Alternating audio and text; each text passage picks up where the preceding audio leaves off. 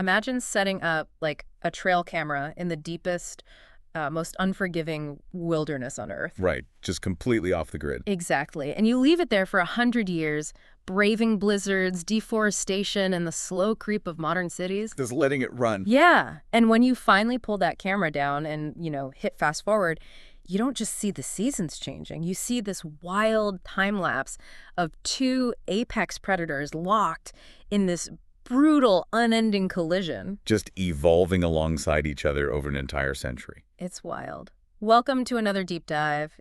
Today, our mission is to explore the complete, massive narrative arc buried within the transcript of the audio and motion comic for Predator vs. Wolverine. And we really want to stress that focus. Yeah, totally. We are not just here to narrate a few cool plasma blasts or claw slashes. I mean, we're focusing on the complete story of a 100-year hunt. Which is critical, because if you only look at the sheer violence of their encounters, you miss the actual architecture of what's happening. This isn't a random series of battles.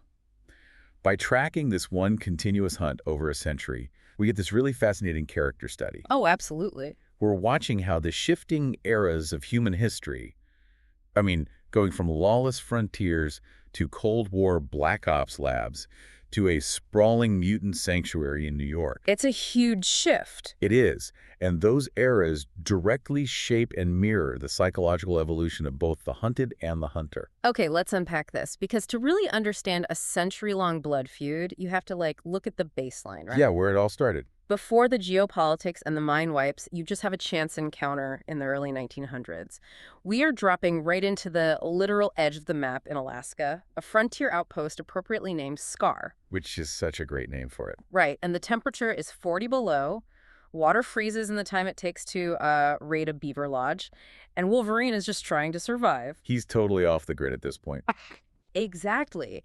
He's doing lone wolf work, tracking some kidnappers for a wealthy prospector. He's actively avoiding society because, honestly, human greed is the only thing that concerns him right now. Which sets the perfect stage for the aliens' arrival. This environment is defined by pure elemental survival. Yeah, it's just raw wilderness. Right. And the Predator arrives on Earth looking for a challenge, basically treating the wilderness as its own personal game reserve. But the Predator makes a critical tactical error right out of the gate. Oh, a massive one. Yeah, while Wolverine is tracking these kidnappers through a blizzard to an old hunting cabin, he discovers a literal slaughterhouse in the woods. And it's not the kidnappers. Exactly. The victims are the local Athabascans. And if you're Wolverine, that is the worst possible trigger. These were the only people in the area he actually liked. They were his friends? Yeah, they taught him how to forage, they lived in harmony with the land, and now they've just been butchered. It's brutal. Wolverine realizes immediately that whatever did this, it wasn't human. So when he and the Predator finally clash, the transcript describes Wolverine's rage as lava hot. Lava here. He's young, his temper is totally uncontrollable, and he just hurls himself at this alien monster. It makes me think of, two massive grizzly bears bumping into each other in the dark. Just pure, unadulterated instinct. Exactly. But putting yourself in Wolverine's shoes for a second, Yeah? does that raw, blinding rage actually give him a tactical advantage here? Or does it just make him incredibly sloppy against an alien species that has perfected the art of the hunt? Oh, it absolutely makes him sloppy. Yeah. What's fascinating here is that neither combatant is operating at peak efficiency. They are both incredibly raw at this stage. Okay, that makes sense. The Predator's mistake was turning what could have been a clinical, stealthy hunt into this intensely personal vendetta for its prey. Yeah. By slaughtering the Athabascans, it gave Wolverine an emotional anchor. Right, it made it personal. Exactly. But on Wolverine's side, he doesn't win this first encounter with strategy. He survives purely because of the biological mechanics of his mutant healing factor. Which is working overtime. Oh, yeah. The text describes his wounds sealing up like dried creeks. He's getting torn to shreds, and his body is just forcefully stitching itself back together in real time. He's basically a biological punching bag trying to out-heal alien weaponry. Essentially, yes. Yeah. And he realizes very quickly that his rage is a liability. He has to move fast and think smart, or his healing factor will eventually give out. And then he'll just be another bloody ornament hung from a tree. Exactly. This entire clash in the snow is really just a messy prologue. It establishes the physical baseline before the narrative completely shifts gears. And that shift hits hard when the wild frontier just disappears, replaced by the era of government control and borderless shadow wars. Totally different vibe. Yeah, we jump forward in time to a jungle stronghold at dawn. Wolverine is now running with a Black Ops crew called Team X. We are talking Sabretooth, Maverick, Jackson. Real heavy hitters. Right. They are doing dirty jobs for shadow organizations, assassinating politicians, stopping coups. The stakes of the hunt have completely changed from simple survival to, well, industrial warfare. The landscape has industrialized, and so has Wolverine. But the most compelling complication in this era is Wolverine's memory. Oh man, the memory wipes. Yeah. Professor Thornton, the man running these Black Ops, is regularly scrubbing Wolverine's brain. Wolverine himself describes his mind as a gummed-up mess of scar tissue from mind wipes and memory implants. Which honestly makes me pause. Like, if you are Wolverine and your mind is constantly being erased to the point where you don't even remember the Predator's face or your shared history, how can we even call this a rivalry? It seems one-sided, right? Totally. From the outside, it looks like an alien flying across the galaxy just to hold a desperate grudge against an amnesiac. Doesn't that sort of undermine the dynamic of a mutual hunt? That's a natural assumption, but it overlooks how trauma is stored in the body. It isn't just cognitive, it's cellular. Wait, really? How does that work? Well, even with his mind wiped, Wolverine experiences a subconscious physical resonance. During this era, he carries this mysterious, modified weapon that somehow tunes perfectly to the Predator's cloaking gauntlet. Oh, that's right. The mechanics of this are brilliant. The metal alloys of his weapon are picking up on the specific electromagnetic frequency emitted by the alien's armor. Wow. Wolverine doesn't consciously remember why he has this weapon or how to use it, but his muscle memory knows exactly what to do when that frequency hums. So the body remembers the hunter, even if the brain doesn't. Exactly. That's wild. It's like phantom limb syndrome, but for a blood feud.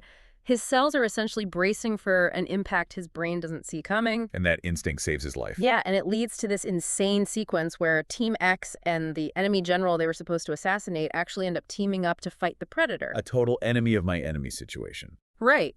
Wolverine even compares it to the pre-Columbian Maya engaging in ritual sacrifice to nourish the old gods. I mean, they just fed the monster blood that day so they could escape into the jungle. And that survival tactic works. Until the narrative pivots into the Weapon X era. Oh boy. The adamantium. Yeah, because the government doesn't just wipe his mind anymore. They zero him out completely and coat his entire skeleton in unbreakable adamantium. They turn him into a monster. He is stripped of his moral code. He is turned into a biological weapon, a blade sheathed in meat. And we connect this to the bigger picture. This is the exact moment the Predator's motivation fundamentally transforms. You can see that transformation clearly when the Predator attacks a space-bound vessel at 70,000 feet. I mean, it literally rips Wolverine out of the ship and into the void of the atmosphere just to get its hands on him. Because consider the psychology of the Yautja, the Predator species. Their entire culture is built on acquiring unique, challenging trophies. Right, it's all about the prestige of the hunt. Exactly. So when the Predator realizes that Wolverine's skeleton is now sleeved in indestructible adamantium, the alien's perspective shifts. This is no longer just a grudge match against a resilient animal. He's leveled up. Wolverine has become the ultimate, rarest trophy in the universe. The hunt escalates from a biological clash of muscle and healing into a technological pursuit. Wow. The Predator sees human weaponization and wants to claim it, to elevate its own status among its clan. But Wolverine's reaction to being turned into a weapon is what drives the story into its most philosophical phase. Yeah, his journey to Japan. Right. Because he was stripped of his humanity by Weapon X, he has to actively rebuild his mind. He travels to Japan, seeking out a madman swordsmith named Muramasa. Who is a legendary figure in his own right. Totally. Now, Muramasa's whole philosophy is centered on the constant refinement of Japanese Tamahagane steel. The forging process is grueling. The steel has to be heated, pounded, folded to remove impurities. Over and over again. Yeah. Coated, curved, polished. It demands impossible patience. And Muramasa looks at Wolverine and just sees raw ore full of impurities and warped edges caused by the adamantium. The contrast here is what makes this era so vital to the complete story. Because while Wolverine is trying to strip away his brutal nature, the Predator is aggressively adapting to the Japanese environment. It's not just relying on its usual tricks anymore. Not at all. The alien doesn't just crash through the dojo violence with plasma casters blasting. It studies human martial arts. Which is terrifying. During their fight, Muramasa detects the Predator using everything from traditional Shito-ryu karate to Brazilian jiu-jitsu. Here's where it gets really interesting. Think about the irony there. It's staggering. How so? You have an alien hunter from the stars relying on highly advanced cloaking technology, but mimicking human martial arts to overcompensate. Meanwhile, Wolverine, a mutant born with biological weapons and a berserker rage, is actively trying to suppress his natural advantages. Right, they've almost switched roles in a way. Exactly. He just wants to rely on pure, quiet discipline. In fact, Wolverine sets up this brilliant, rudimentary trap. He finds a discarded biomask from the Predator and realizes it broadcasts a specific electromagnetic hum. Using the tech against it. Yeah. He uses that helmet to create a false positive on the Predator's remaining sensors, baiting the alien out into the open. He even purposefully takes a hit just to make the alien cocky. And how does Muramasa react to this life and death struggle happening in his backyard? He doesn't lift a finger. Right. Wolverine asks his master for help, and Muramasa flatly refuses. He tells Wolverine that stepping in would be like a parent doing a whining child's homework. Harsh, but fair. But more importantly, Muramasa lays down an impossible rule. If Wolverine truly wants to be quote-unquote the best, he has to keep his mutant claws sheathed. No claws against a Predator. No claws. He has to suppress his healing factor's rage. He must fight this alien menace with the forged sword alone. He forces him to fight an alien master of jiu-jitsu with just a piece of folded steel. I mean, it sounds like a literal death sentence. It sounds like one until you understand Muramasa's insight. The master recognizes that the Predator uses its technology and even its newly learned martial arts as a crutch. Okay, I see where this is going. The alien surrounds itself with cloaking devices and laser sights as a boast. It's a way to feel superior while remaining totally detached from the actual heartbeat of the prey. And the adamantium skeleton is Wolverine's crutch. Exactly.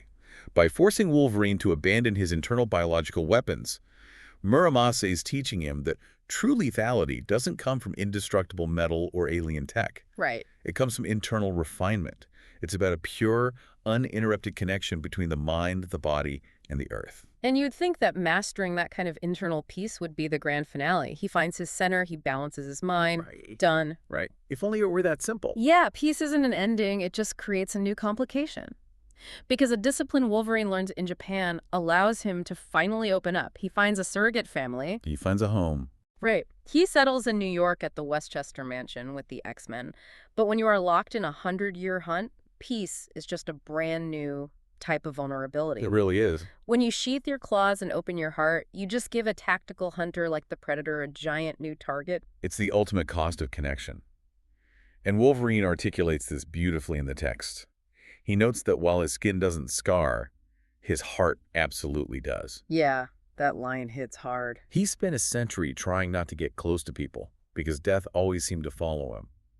But he let himself believe that the mutant sanctuary at Westchester was an exception. He let his guard down. He's sitting at the dinner table with students, Nightcrawler, Kitty Pryde, Rogue.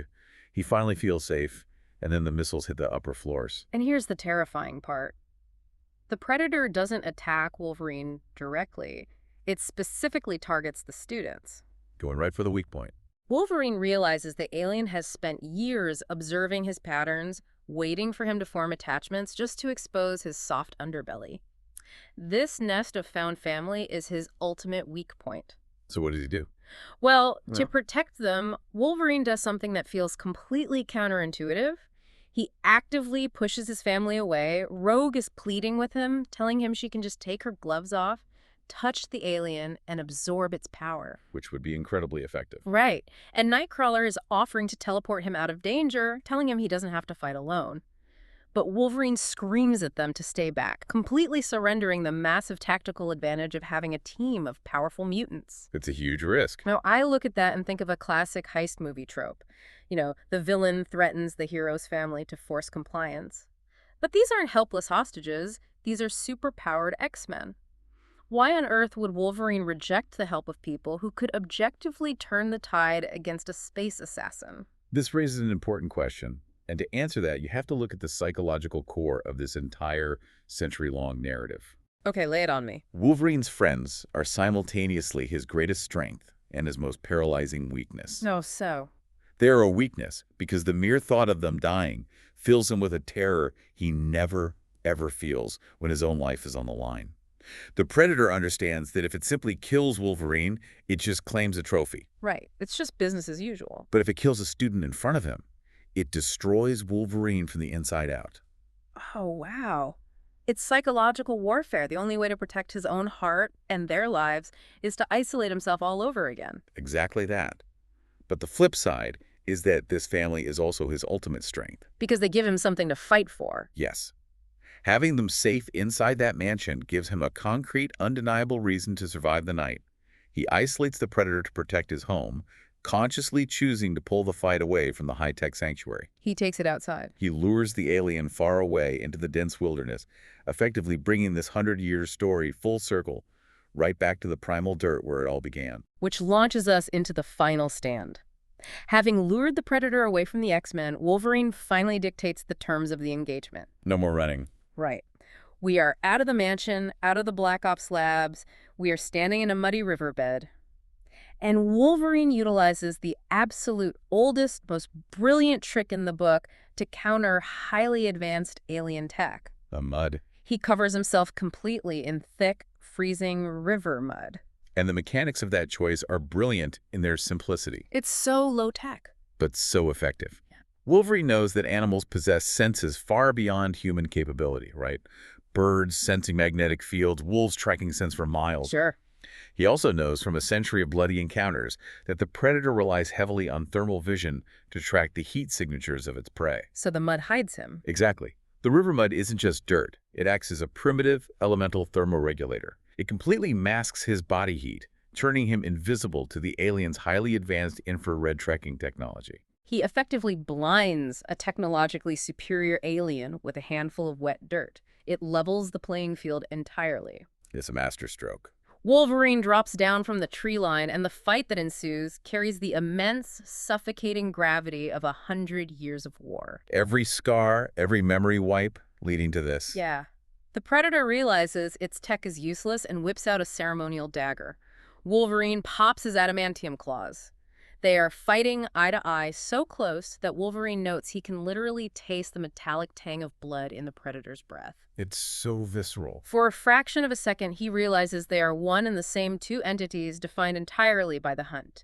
But the Predator, proud to the bitter end, refuses to die on Wolverine's terms. It won't give him the satisfaction. Nope. As it falls, it triggers a self-destruct sequence on its gauntlet.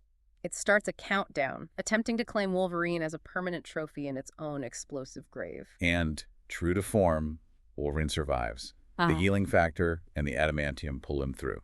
He drags himself out of the smoking crater. But the aftermath is what is truly arresting about this story.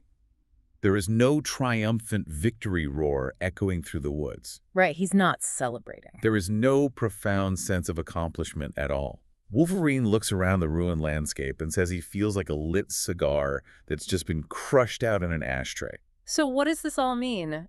If you put yourself in his head in that moment, what does that actually feel like? He wins the war. He survives a century of relentless, agonizing pursuit. But winning feels exactly like losing. Yeah.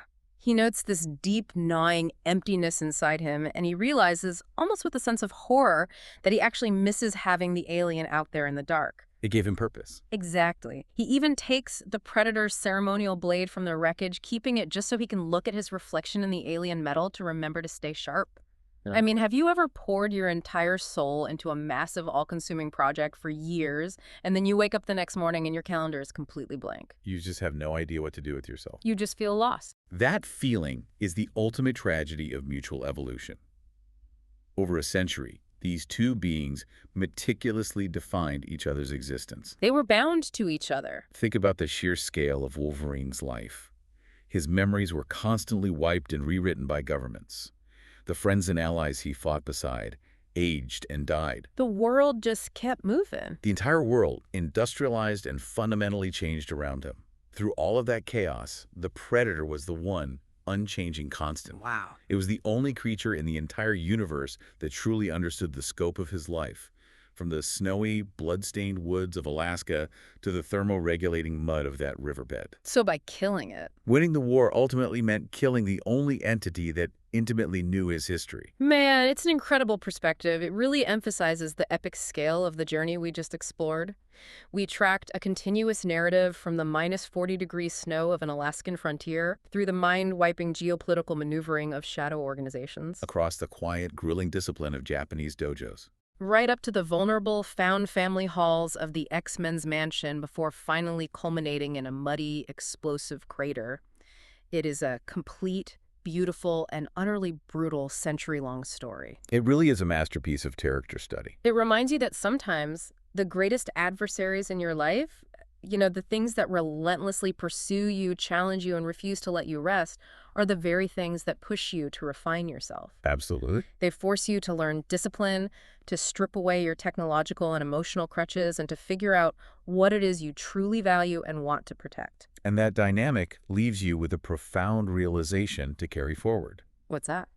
Well, we spend so much of our energy fighting our daily battles, right? Hyper-focused on defeating whatever obstacle is directly in front of us. But if your entire existence, your deepest discipline, and your singular drive are meticulously forged by the monsters you are forced to fight, who do you become when the monster is finally gone? A question that echoes long after the dust settles. Thank you for taking this deep dive into the complete story with us today. Until next time, stay curious.